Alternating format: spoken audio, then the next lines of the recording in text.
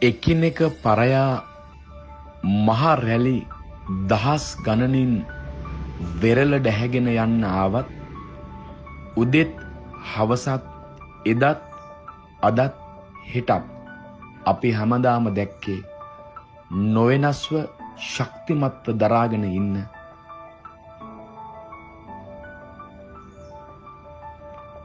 වෙරළ පමණයි.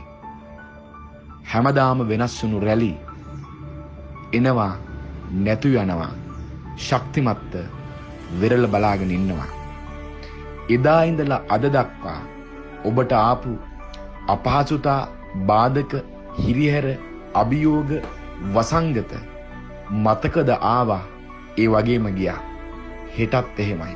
ශක්තිමත් වෙන්න සියලු දේවල් විඳගෙන දරාගෙන ජීවිතේ නොසැලී නොතැවී නොදැවී නොනැමී ඉදිරියට යන්න.